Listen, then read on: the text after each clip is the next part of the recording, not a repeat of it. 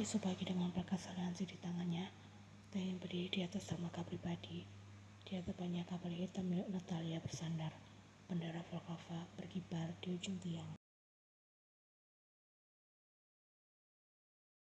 Natalia turun dengan langkah anggun dan senyum licik. Kau datang, apa itu berarti? Kau menerima tawaranku? Taehyung meluncurkan berkas. Ya sudah ditandatangani, aku terima. Natalia mengangkat alis. Dengar di situ. Taehyung mendekat terlalu dekat hingga mereka nyaris bertempetan. Dia akan tetap di sisiku, tapi bukan sebagai beban. Ia menyeringai dingin. Mulai hari ini, Lim Ye-en akan kulatih menjadi aset. Bukan lagi gadis milik mafia, tapi bagian dari mafia itu sendiri. Natalia tertawa kecil. Berani sekali kau mengubah ancaman menjadi senjata. Bukan mengubah, dia memang sudah jadi senjataku sejak awal.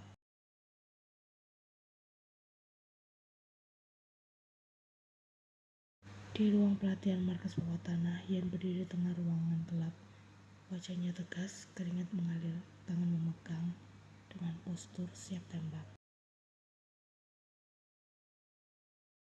Jaeho melangkah mendekat. Kau yakin dengan ini? Yen menarik.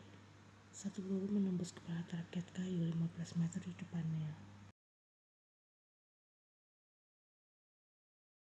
Aku tidak mau lagi jadi alasan dia terseret. Aku ingin jadi alasan dia bertahan. Balas Yen. Jaeho tersenyum tipis. Kau akan jadi lebih dari itu. Kau akan jadi bayangan. Dan bayangan bisa tanpa terlihat.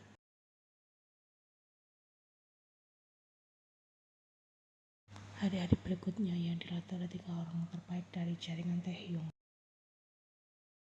1. Lana, spesialis penyamaran. 2. Daijin, ahli bela diri tangan kosong. 3. Minho, hacker dan pengintai.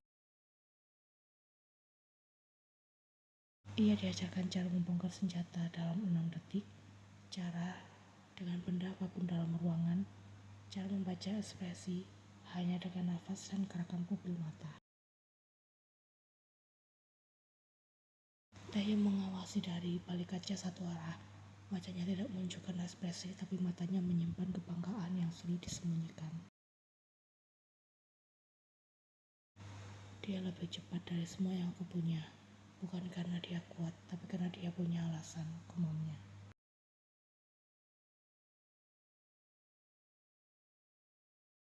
Malam ke-7 pelatihan, Yen duduk di balkon markas, memandangi langit malam yang penuh bintang. Taehyung datang tanpa suara lalu duduk di sampingnya. Kau lelah? Tanyanya pelan.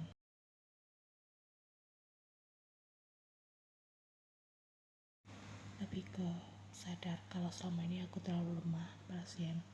Kau tidak lemah, kau cuma belum tahu cara bertahan di dunia seperti ini. Yen menoleh. Apa kau masih akan mencintaiku? Kalau aku berubah menjadi seperti mereka? Taehyung tersenyum miring. Kau boleh berubah menjadi apapun, asal jangan pernah berhenti menjadi alasan aku mau hidup. Yen bersandar di bahu Taehyung, dan di balik malam yang sunyi, lahir sosok baru. Bukan hanya kekasih sang mafia, tapi senjata yang dipoles dari rasa cinta dan luka. Beberapa waktu kemudian, Yen menjalani misi pertamanya, menyusup ke markas sindikat Thailand yang mencoba menyabotase pengiriman senjata milik Taehyung. Tapi tidak ada yang tahu dalam misi itu ada orang dari masa lalu Yen yang menunggu, dan ia tahu kelemahan masa lalu gadis itu adalah hati.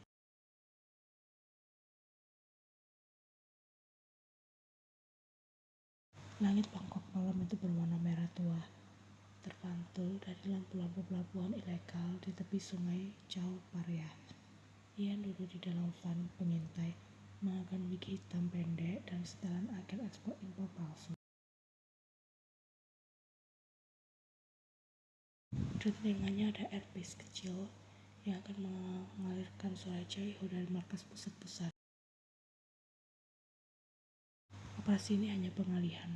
Kita tahu mereka mencoba mensabotase jalur senjata dari Myanmar ke Busan lewat laut. Kau harus cari tahu siapa kontak dalam mereka di Korea, dan jika bisa, eliminasi jelas Jaeho. Ian mengangguk. Identitasku, Ava Song, kepala logistik Asia Pasifik. Dan jangan lengah, mereka curiga pada siapapun yang terlalu muda, tapi terlalu berani. Pintu van dibuka, Ian turun melangkah dengan langkah pasti ke gudang utama. Di dalam suasana seperti pasar malam bawah tanah, pria-pria berjas linen dan wanita-wanita eksotis dengan rokok panjang, bahasa-bahasa bercampur antara Thailand, Inggris, Korea, dan Rusia.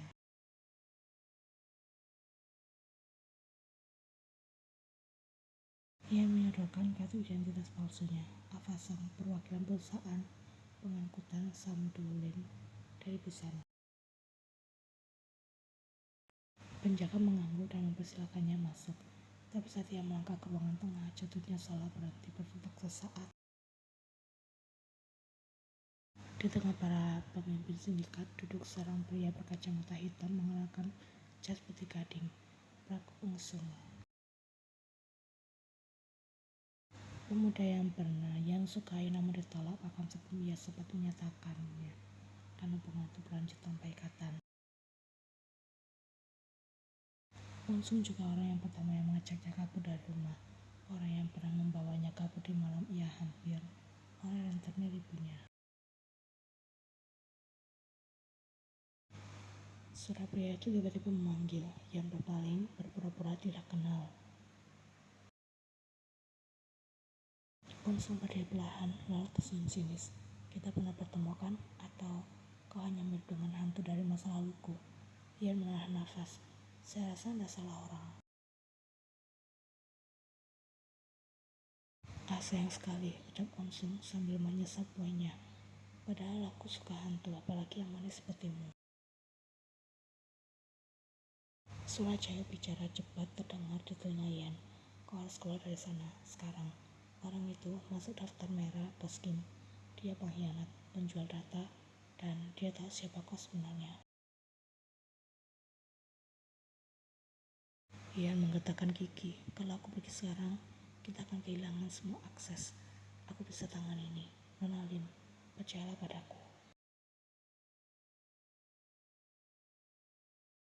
10 menit kemudian Ian duduk di meja perundingan kecil bersama dengan anggota sindikat Thailand dan satu translator. Ung-sung berdiri di belakang, mengawasinya. Matanya menyipit, mencari celah dan menggali trauma. Jadi, kau dari Busan ya? Tanya salah satu pemimpin. Benar, kami ingin memperluas jalur distribusi lewat laut. Tapi kami dengar ada kelompok tertentu yang mengganggu jalur itu, balas Ian. Dan kenapa kami harus percaya pada Samdolin?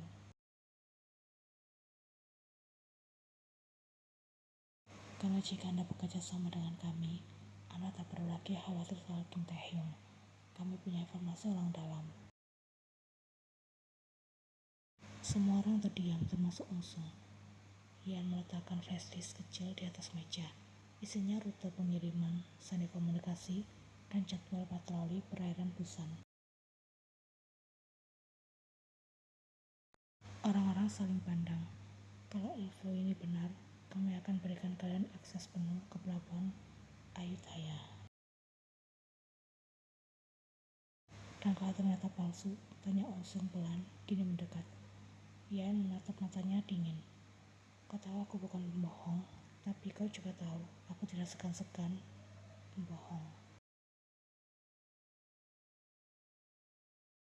Tatapan mereka terkunci, ada sejarah, ada luka, dan ada kemarahan yang tak pernah sembuh.